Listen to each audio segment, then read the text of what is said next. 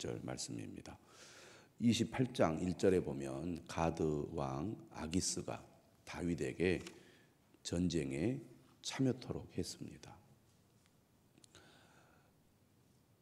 블레셋에 망명하여 살고 있는 다윗은 가드 왕 아기스의 절대적인 신임을 받고 지내고 있습니다. 어느 때보다 안전하고 평화롭게 다윗은 잘 지내고 있습니다. 자신이 지금 이스라엘 땅에 있는지 아니면 이스라엘의 적인 블레셋 땅에 있는지 알 수 없을 정도로 오히려 안전하고 평화로운 삶을 살고 있던 다윗에게 진짜 위기가 찾아왔습니다. 그의 동족인 이스라엘과 전쟁을 하는 일이었죠. 이런 위기 속에 다윗은 전쟁에 참여하지 않기도 곤란하고 그렇다고 전쟁에 참여하기도 곤란한 매우 난처한 상황에 처하고 만 것입니다. 어떻게 보면 그의 본심이 드러나는, 정체가 드러나는 위기를 맞이하게 된 것입니다. 그런데 문제의 해결은 전혀 엉뚱한 곳에서 이제 시작이 되는데요. 오늘 본문에 그 내용이 잘 나타나 있습니다. 1절 블레셋 사람들은 그들의 모든 군대를 아벡에 모았고 이스라엘 사람들은 이스라엘에 있는 셈 곁에 진쳤더라. 블레셋은 끊임없이 이스라엘을 침략한 민족입니다. 이스라엘 백성들은 사사시대로부터 또 왕정시대 초기까지 특별히 사울왕 시대에 끊임없이 이스라엘을 괴롭혀 왔습니다. 블레셋 하면 지긋지긋할 정도로 그들은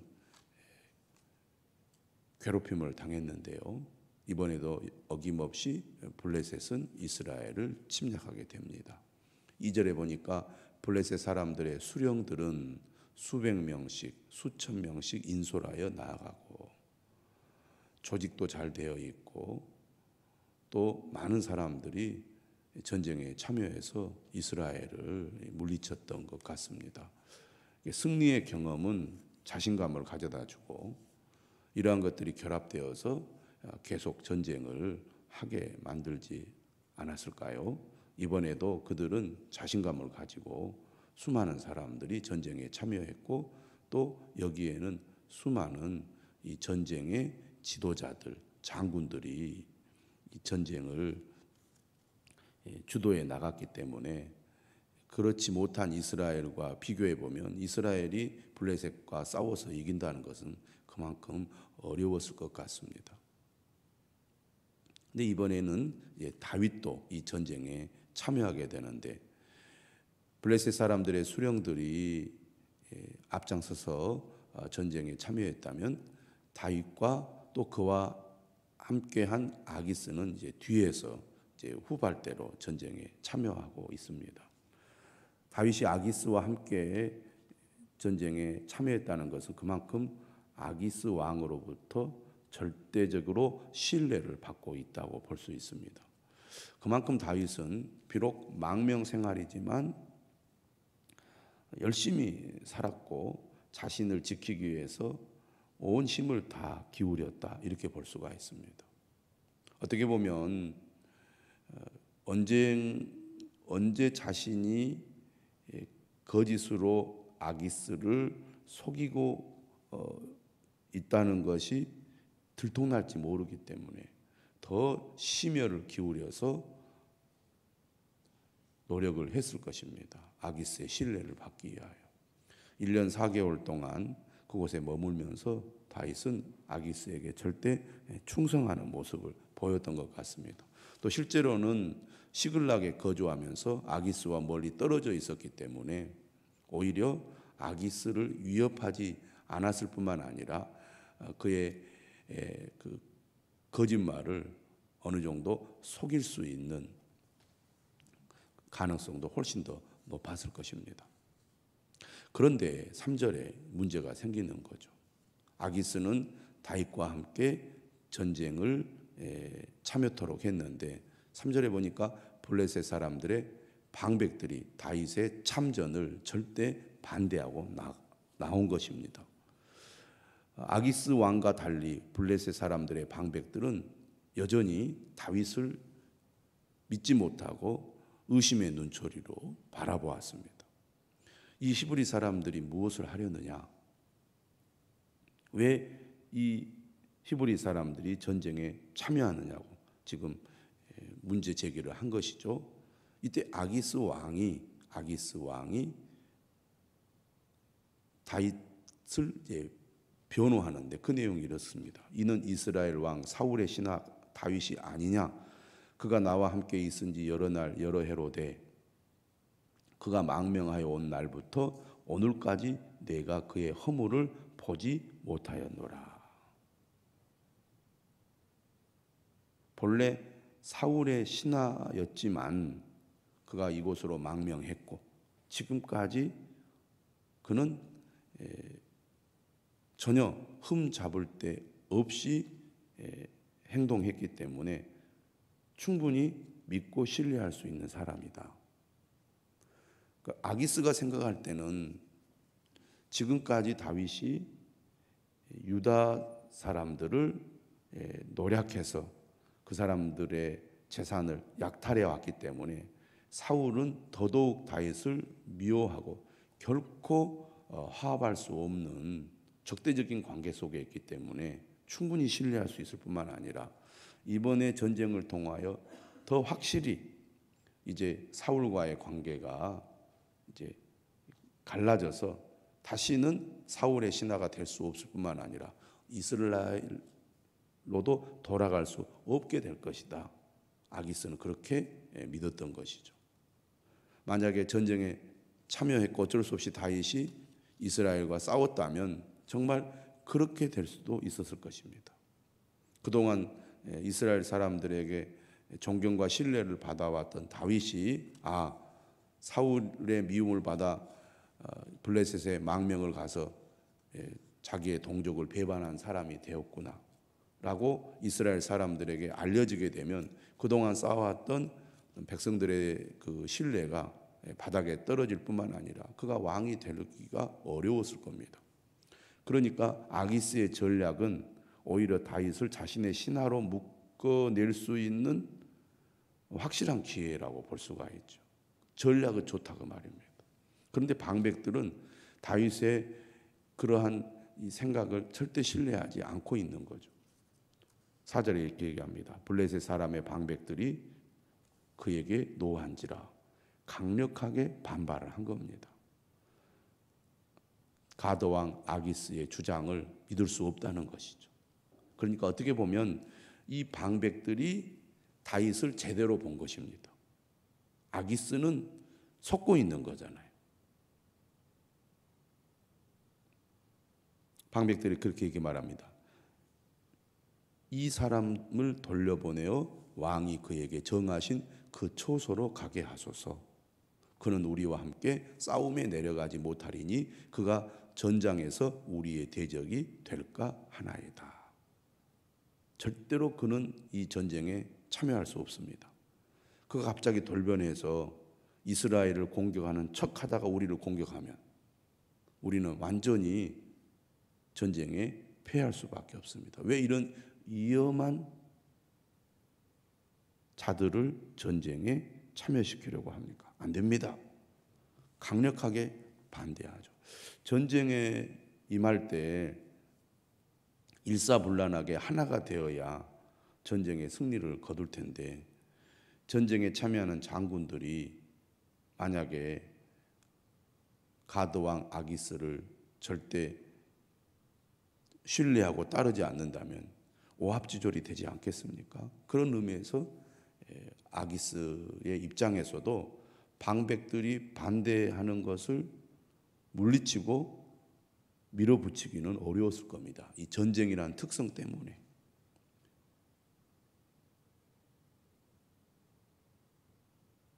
방백들이 또 이렇게 얘기하죠. 그가 무엇으로 그 주와 다시 화합하리까? 여기서 그 주는 사울을 가리키는 거죠.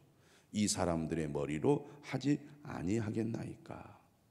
결국 다윗은 이스라엘 사람이기 때문에 이스라엘로 돌아갈 것이고, 이스라엘로 돌아가기 위해서는 무엇인가 왕과 화해하기 위하여 그것을 증명하는 행동을 할 텐데, 블레셋 사람들을 죽여서 사울 왕과 관계를 회복하지 않겠느냐. 그렇다면 필히 우리를 공격해서 우리를 죽이려고 할 것이다. 그가 누구냐? 사울이 죽인 자는 천천히요 다윗은 만만히로다 하던 그 다윗이 아니냐. 우리 블레셋의 원수다, 원수. 근데 그가 지금 이 땅에 망명해서 이곳에 살지만 언제 그의 본심이 드러날지 모르기 때문에 결코 함께 할 수 없다라고 강력 반대를 하기 때문에 아기스도 어쩔 수 없이 그들의 요구를 수행할 수밖에 없었습니다. 그러다 보니까 다윗은 전쟁에 참여할 수 없게 되었고, 아마 다윗은 정말 참여하지 않고 싶었는데 너무나 잘 된 결과가 나오게 된 거죠. 자, 그런데 6절에 아기스가 다윗을 불러서 이렇게 얘기합니다. 여호와께서 살아계심을 두고 맹세하노니 네가 정직하여 내게 온 날부터 오늘까지 네게 악이 있음을 보지 못하였으니. 얼마나 아기스가 다윗을 신뢰하는지 잘 알 수 있습니다. 그리고 다윗이 신뢰를 받기 위해서 얼마나 많은 노력을 기울였고 또 아기스를 감쪽같이 속였는지도 잘 알 수가 있습니다. 그러니까 다윗은 이 적의 나라에서 자신의 생명을 지키기 위하여 온갖 방법과 수단을 동원하여 아기스의 신임을 얻으려고 애를 썼다는 것이고, 아기스는 왕으로서 자신의 왕권을 지키고 또 자기의 권력을 유지하기 위하여 다윗을 철저히 이용하려고 했다는 것을 알 수 있습니다. 그 욕심이 있으니까 속을 수밖에 없었겠죠. 그런데 어떻든 간에 아기스는 다윗을 그만큼 신뢰하고 있습니다. 그래서 그가 이렇게 얘기해요. 나와 함께 진중에 출입하는 것이 내 생각에는 좋으나, 진심이죠. 그의 입장에서는 수령들이 너를 좋아하지 아니하니 그러므로 이제 너는 평안히 돌아가서 블레셋 사람들의 수령들에게 거슬러 보이게 하지 말라. 지금 아기스가 다윗에게 이 상황을 설명하고 전쟁에 참여할 수 없음을 말하는 이러한 표현들은 지금 아기스가 다윗에게 매우 미안한 마음을 가지고 설명하는 것입니다. 이상하죠? 어떤 면에서는. 그런데 왜 이 전쟁에 참여하는 것이 중요하냐면, 당시에 이 사람들은 전쟁에 참여해서 명예도 얻을 뿐만 아니라 재물도 얻습니다. 전쟁에 참여해서 이기면 전리품을 얻잖아요. 그럼 전리품을 이제 전쟁에 참여하는 사람들이 나누어 갔기 때문에 어떻게 말하면 이런 식이라고 말할 수 있죠. 같이 장사에 참여해서 돈을 버는 것과 비슷한 그런 어떤 행동이 바로 전쟁에 참여하는 것이거든요. 그러니까 이번 기회에 다윗을 전쟁에 참여시켜서 확실하게 자기 부하로 이제 못 받게 할 뿐만 아니라 그동안 자기를 위해서 충성을 다한 다윗에게 전쟁의 전리품들을 제공해줘서 그와 그를 따르는 사람들이 경제적으로도 어느 정도 이득을 얻고 안정을 취하도록 호의를 베푸는 행위잖아요. 아기스 왕에게 입장에서는. 그러니까 그런 기회를 주기 위해서 전쟁을 참여하도록 했는데 방백들이 반대해서 그렇게 못하게 되니까 아기스 입장에서는 미안한 마음이 있었던 것입니다. 그래서 다윗은 속으로는 얼마나 다행스러운 일입니까? 그런데 겉으로는 또 이렇게 얘기합니다. 9절에 내가 무엇을 하였나이까? 내가 당신 앞에 오늘까지 있는 동안에 당신이 종에게서 무엇을 보셨기에 내가 가서 내 주 왕의 원수와 싸우지 못하게 하시나이까. 전쟁에 참여하지 못한 것이 너무나 안타까운 것처럼 말을 합니다. 그리고 내가 그만큼 당신의 신뢰를 받지 못하는 사람입니까? 라고 말하면서 아기스를 속이고 있지요. 그만큼 다윗은 처세술에도 뛰어날 뿐만 아니라 얼마나 이 잔머리가 잘 돌아가는지 모릅니다. 아주 지혜로운 사람이죠. 그 사울 왕도 다윗이 용맹한 사람일 뿐만 아니라 매우 지혜로운 사람이라는 것을 잘 알고 있었습니다. 또 그런 표현을 직접 하는 것을 우리가 말씀을 통해서 보지 않았습니까? 이처럼 다윗은 매우 위급한 상황에서도 치열하게 살아왔고 자신의 생명을 지키기 위해서 온갖 노력을 기울였습니다. 그러면서도 다윗은 자신이 하나님의 선택받은 사람으로서 자신이 앞으로 어떤 길로 가야 할지도 잘 알고 있었습니다. 그래서 그는 망명 기간 중에도 하나님의 뜻을 따라 이스라엘 대적들을 침략해서 그들을 물리쳤을 뿐만 아니라 하나님께서 없애라고 했던 아말렉도 진멸하는 행동들을 해왔던 거죠. 그런 가운데서 큰 위기를 만났는데 블레셋 방백들의 반대로 말미암아 전쟁에 참여하지 못하게 된 것입니다. 다윗이 정말 바란 대로 다윗이 전쟁에 참여하지 않게 된 거죠. 그래서 10절에 말합니다. 너는 너와 함께 온 네 주의 신하들과 더불어 새벽에 일어나라. 너희는 새벽에 일어나서 발거든 곧 떠나라. 아기스는 다윗에게 명령했고 다윗은 그 명령을 받들어서 아침에 일찍 일어나서 블레셋 사람들의 땅으로 돌아가게 되었습니다. 전쟁에 참여하지 않게 된 것입니다. 이 모든 일은 자신의 힘으로 어떻게 할 수 없는 위기 상황에서 하나님께서 다윗에게 개입하셔서 다윗이 해서는 안 될 일을 하지 않도록 하나님이 보호하셨다고 결론을 내릴 수 있습니다. 하나님을 의지하면서 하나님의 인도하심을 따라 하나님께서 그를 왕으로 삼으시기까지 그는 최선을 다해 일했지만 아무리 그가 노력하고 머리를 쓰고 애를 써도 자신의 힘으로 어찌할 수 없는 그런 상황에 처할 수 있다는 것을 다윗은 경험을 했을 것입니다. 내가 아무리 노력하고 애를 써도 내 힘으로 안 되는 것이 있구나. 그런데 그런 상황에서 하나님은 나에게 임하시고 역사하셔서 내가 그러한 위기에서 벗어나도록 도우시는 하나님이시구나. 하나님은 군대를 이동시키시는 분 아니십니까? 다윗을 구하기 위하여. 이번에는 블레셋의 장군들을 움직여서 다윗이 죄를 범하지 않도록 그리고 이스라엘과 싸우지 않도록 막으시는 하나님이십니다. 오늘 우리는 이 말씀을 통하여 하나님을 의지하는 것이 얼마나 중요한지 다시 한번 깨닫게 됩니다. 또 하나님이 우리의 삶 가운데 역사하셔서 우리를 도우시고 우리를 보호하시고 우리를 인도해 주셔야 우리가 진정으로 살 수 있다는 것 또한 깨닫게 됩니다. 내 힘으로 어쩔 수 없는 상황에서 이러지도 못하고 저러지도 못한 그런 상황 가운데 있을 때가 있습니다. 혹시 그런 가운데 있다면 오늘 말씀을 보면서 하나님께서 우리 삶 가운데 역사하시고 도우실 것을 믿으시기를 바랍니다. 또 하나님께서 그렇게 역사하시도록 간구하는 저와 여러분들이 되시기를 주님의 이름으로 축원합니다.